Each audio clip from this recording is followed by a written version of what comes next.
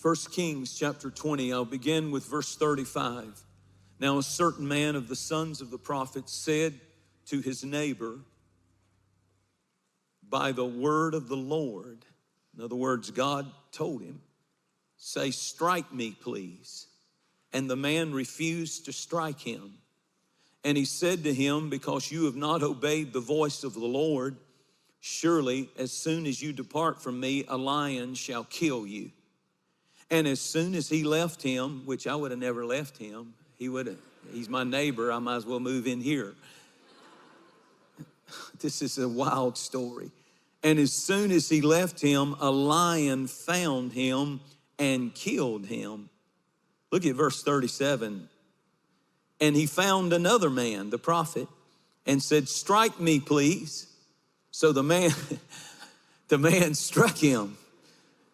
And notice the wording. The man struck him and inflicted a wound.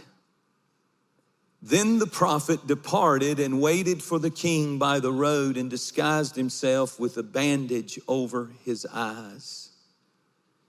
I'd like to read one more verse in the last verse of that chapter, verse 43. So the king of Israel went to his house sullen or heavy and displeased and came to Samaria. One translation said, heavy under conviction. I love that.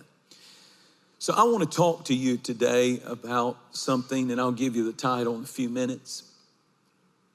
But this is one of those wild stories in the Old Testament that has not much of any lead up to it. It almost seems random, strange, in the middle of everything. And God doesn't explain it. He leaves it up to people to come up with a message out of it. To me, it's strange because you have things you don't understand about this text. Why is a prophet standing there saying to a man with a sword, because it was a serious wound that he inflicted on him, required bandages and help, and he said, strike me. I mean, God told him to go tell a soldier or somebody with a sword to strike him. And the Bible said, you know, that the man looked at him like you would look. What if somebody came up and said, hit me, hit me? I remember when Mom used to whip me and Dad used to whip me, they would say a little line every once in a while that I thought was cruel and unusual punishment. Because they would say something like, you asked for it. Do y'all remember those words? And I would always come back quick. I'm asking you to forgive me. I'm asking you to not do this. And they said, no, when you didn't do what I told you to do, you asked for this. So now you're going to get it. And it's almost like this. Well, it's not an almost. This prophet is standing there saying, strike me, hit me. Thus saith the Lord, hit me with your sword, hit me hard, cut me. And the first guy doesn't do it. And I mean, it's just random. This whole story is in two or three verses.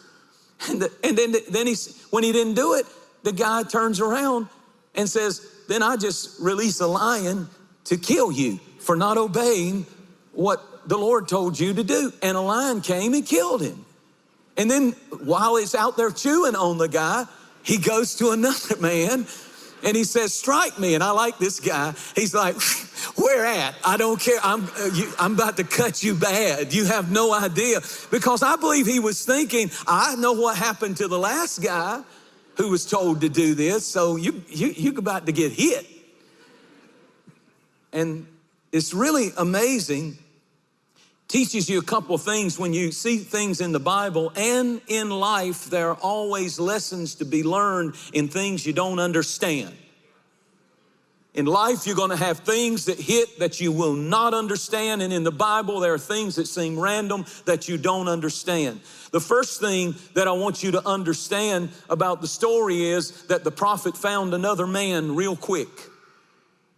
If you don't have an appetite for your call and your place and what God has told you to do, if you don't love what God has given you and you don't love the family or the husband or the wife or the life that God has given you, if you don't take advantage of the opportunities and the open doors and the times when God says, I want you to do something for me. If you decide not to do it, please learn from this story, God always has somebody else he can raise up. He may have to get them off of drugs. He may have to pull them out from living under a bridge. But just when you think you're all that, and just when you think that you're so big and powerful and smart and talented, God says, if you don't learn to obey me, don't ever forget I've got another man always, or another woman always waiting in the wings, and I'm going to get my job done. I'd like to use you, but I don't have to use you. I can use somebody else. And it's all dependent upon, will you obey me? Even when you don't understand my instructions. And the man smote him, and notice the text, wounded him. He was visibly wounded. The prophet was bleeding, had to have bandages put on his body. And then he went from that place immediately and waited on a spot on the road, because God had told him the king of Israel, King Ahab, was coming in his chariot with his entourage down that road.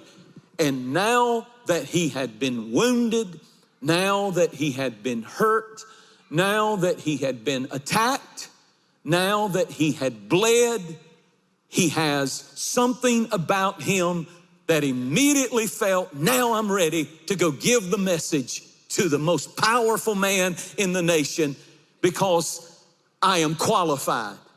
The thing, he asked for it, and then he knew he had a message from God, but he wasn't qualified to give it until he had been wounded, until he had been hurt, until he had gone through some suffering and some pain and some tears and some bleeding and some hurting.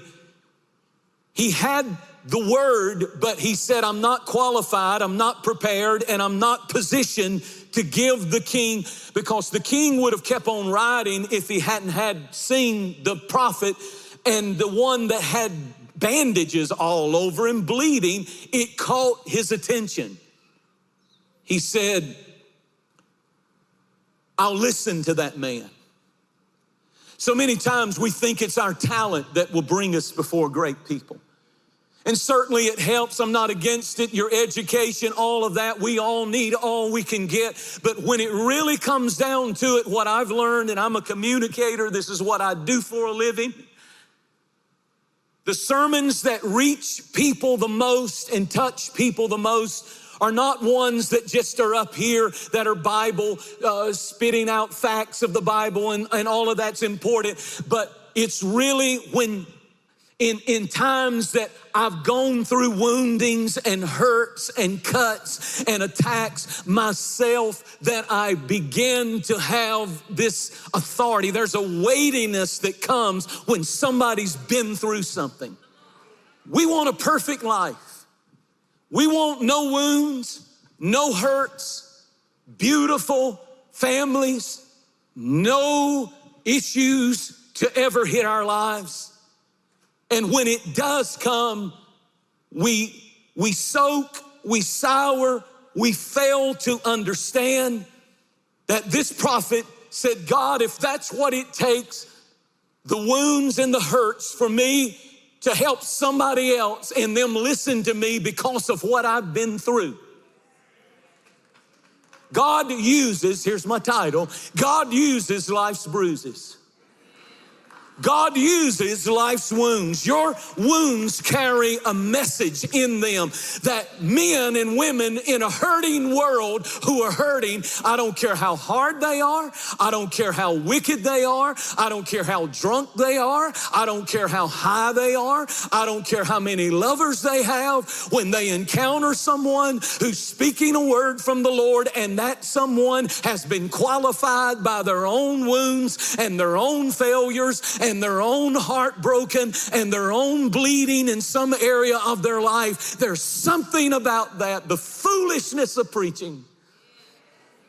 And he needs wounded, hurt, bruised people to bring that message. You say, well, I have a valid excuse to not be a good dad because I never had one. Well, you can look at it like that, or you can say, I've been wounded, and God can take my bruises and my wound and my cut because I didn't have a mother. Doesn't mean I'm going to pass generational curses to my children to be the same way and to abandon their family.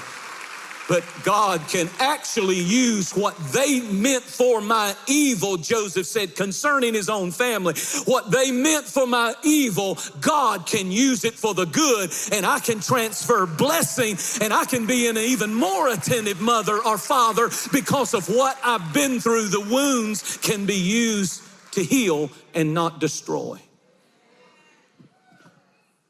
Well, Pastor, you just don't understand how bad I've been hurt. No, you don't understand now that you have been hurt, now that you have been attacked, now that you have been wounded, you can be highly effective in leadership. The very thing we think disqualifies us from leadership. See, we think leaders have to be perfect. Their lives have to be perfect. Somebody that I listen to needs to have it all together. When in reality, sometimes you need to get around some people who have been wounded and hurt and made it through. Some things you go through, and it'll never be the same again. There's nothing you can do that can change it, and it's hard, but God says, I can use that wound, I can use that bruise, I can use that attack, I can use that divorce, I can use that if that disease had not come, and don't get me wrong, God doesn't send it.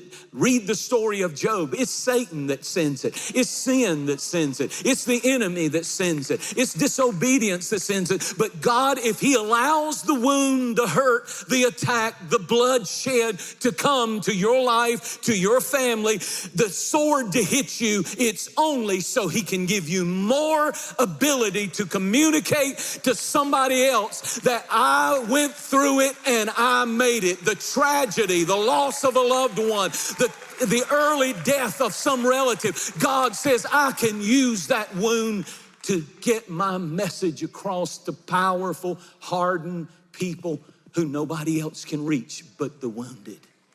Sometimes we think if we've been wounded, we can't lead. We think, sometimes we look at God's command and say, I really can't worship today with joy because I've had such a hellish week. I really can't lead. I really can't help others because I've been wounded and I've been hurt. I can't even lead myself. I'm so messed up, I can't even get myself out of this depression. How in the world can God use me? Because that's how he does. We've all been shot. Throw away your excuses. You say, I'm the only one that's shot. No, you're not. You're not the only one hurt. You're not the only one wounded. You know, children can wound you, and marriage can wound you, and family can wound you, and job situations can wound you, and business deals that go bad and devastate you can wound you, and addictions can wound you. Here's a big one. And friendly fire can wound you. People that you were so close and so tight with, and something happened, and now there is this terrible wound that doesn't ever seem to heal. But what I'm saying to you is, you may never get over it, but you will get through it if you will do what God tells you to do. And some of you say, well, I want him to take it away. Some scars will never go away. Some wounds will never go away. And it may never go away, but you will get through it and you will stand victorious, and you have a choice to make. You don't choose what sword comes at you. You don't choose what wound comes into your life. Some things just hit and you don't understand and never will, but you do choose your response. In 1 Chronicles chapter 2 and verse 16, there is a woman mentioned by the name of Zerah. And the reason she is mentioned is because she is David's daughter, David's sister. She is David's sister. And her name is Zerah. And the sons of Zerah were Abishai, Joab, and Asahel. Now, keep that up there just a moment, because it's so important for you to understand, because the scripture clearly tells us who this woman was. Her name was Zerah, which means in Hebrew, my wounds. My wounds. Now look at me, everybody. My wounds. And the reason that it's important is something happened according to they name people after events sometimes that happened in their life. For example, there's the story of Benoni, who was Rachel's son, and she was dying, giving birth, and she said, Benoni means child of my sorrow. And so she was dying, and as she was dying, she said, his name shall be called Benoni, which means sorrow. And the dad came over and said, no. As she was dying, he said, his name will not be called sorrow. His name will be called Benjamin, which means son of my right hand, from which is the lineage of the kings of Israel. Wow. In that moment, that dad could have named that child after the sorrow and the wounds of the mother, but he didn't do that. You remember when they lost the Ark of the Covenant, 2 Samuel chapter 6, and the Bible said the Philistines stole it, and then the father-in-law, Eli, the high priest, fell backwards when he heard the news and broke his neck, and that family went into crisis. And the Bible said there was a woman giving birth, and she named the child Ichabod because of the pain that they were experiencing in their generation. They decided to pass it in the name on to the next generation, and the name Ichabod means the glory has gone, the glory has departed. The glory has been taken out of this family. Well, here's the miracle of 1 Chronicles 2 and verse 16. Zerah's name means my wounds. They were visible wounds. Something had happened in her childhood. I don't know if she was burned. I don't know if she was injured. Something had happened that caused her to have horrible wounds. But something amazing happened through this woman, because her offspring did not receive a transfer of her issues into their life. I can prove this because when you look at who her 3 children were, it's amazing. And it tells you there is Joab. Joab became the 4-star commander general of the army of Israel under King David. The son of my wound became a 4-star general and led in battle every war that they fought under the greatest time that Israel ever had in the expansion of Israel. The second son was called Abishai. What did he do? Read in 2 Samuel 23. You don't have to go there, just read. 2 Samuel 23. The Bible said David was an old man. He was the only giant killer ever recorded to kill a giant in all the Bible.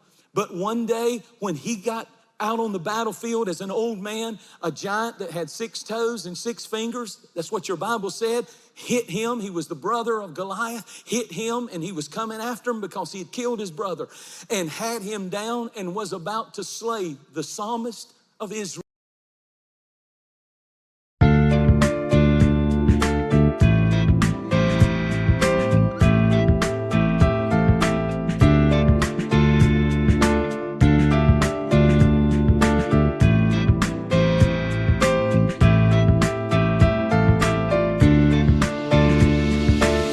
You've changed my life with your words and motivation. You helped me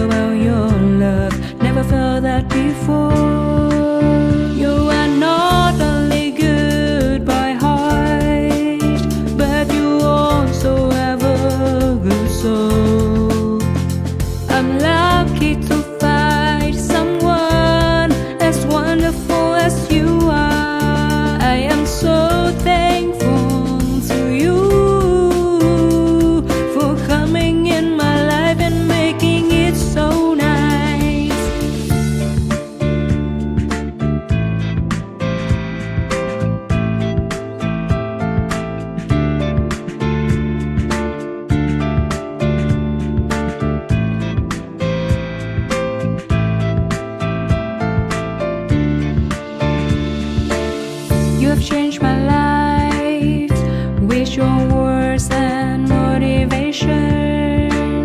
You helped me to become a better person. I feel so great about your love. Never felt that before. You have changed my life with your words and motivation. You helped me to become a better person. I feel so great about your love. Never felt that before.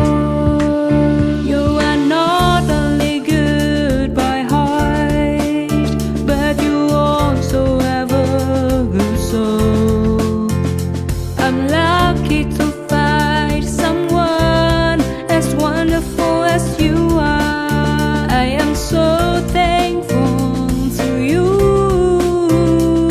for coming in my life and making it so nice. You are not only good by heart, but you also have a good soul.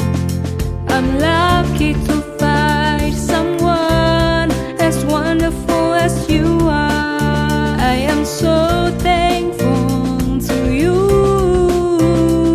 for coming in my life and making it so nice.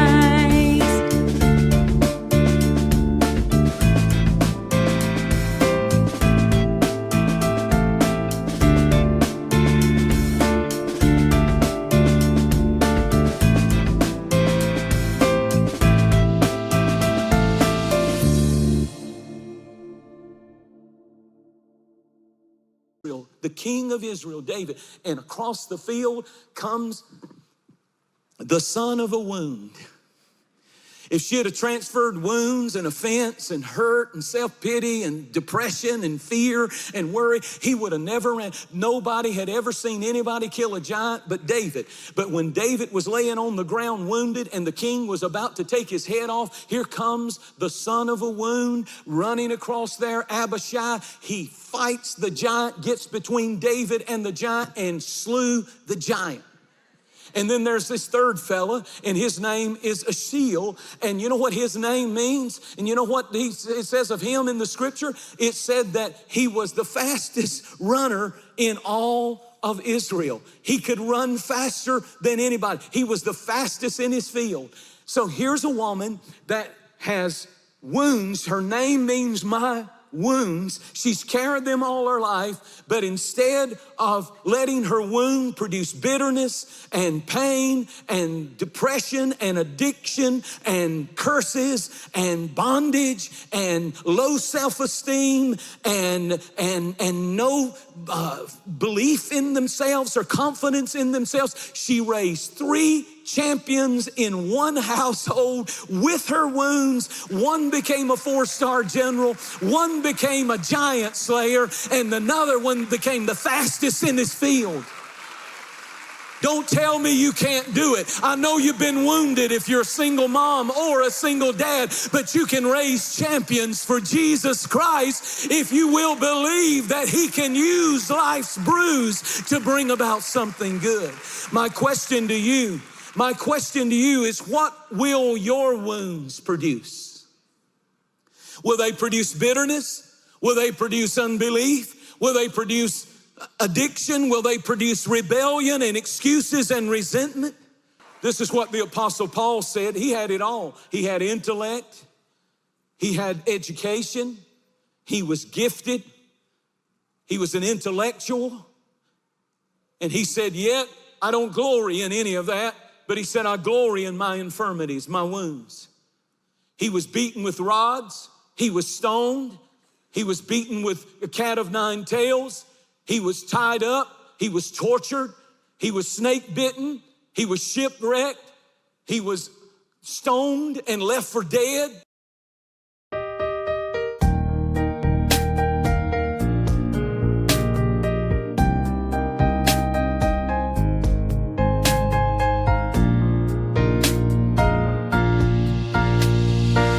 I wanna thank you for your unconditional love for me. You are the most beautiful thing I have ever had. You are the reason, that's why I am living in this world.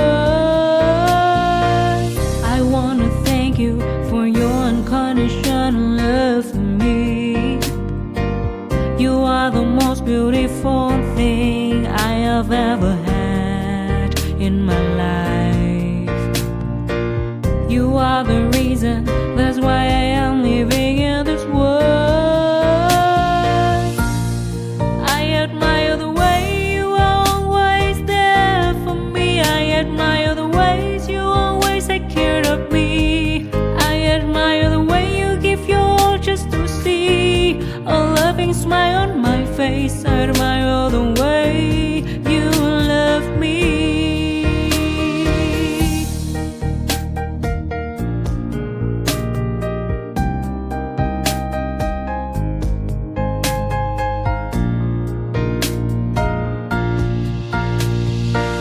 I wanna thank you for your unconditional love for me. You are the most beautiful thing I have ever had in my life. You are the reason, that's why I am living in this world. I admire the way you are always there for me. I admire the ways you always take care of me. I admire the way you give your all just to see a loving smile on my face. I admire the way you love me. I admire the way you are always there for me. I admire the ways you always take care of me. I admire the way you give your all just to see a loving smile on my face. I admire the way you love me.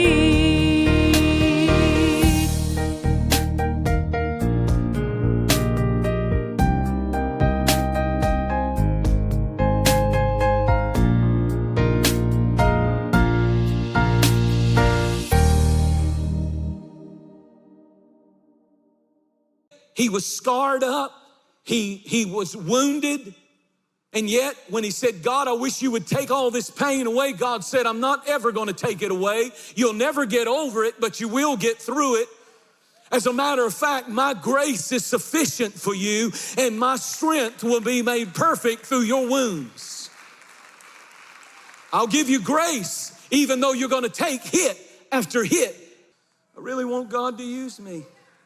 And I'm not going to be like that prophet in the Bible. I sure ain't going to go up and ask for it. Strike me, God, come on. I'm not going to get out in the next lightning storm and say, strike me and make me walk funny so I can preach good. That's not what I'm saying. I'm not volunteering for none of that. But since we're all in it, excuse me. Look over at somebody acting real sanctified right now and say, you got wounds. You just got your bandages on, but you got your wounds. Would you just raise your hand and say, God, here's my wounds, here's my hurts, here's my blood, here's my sweat, here's my tears, here's my turning and tossing, here's my worry, here's my fear, here's my depression, here's my wounds, here's my hurt, here's my bruise. Would you use it?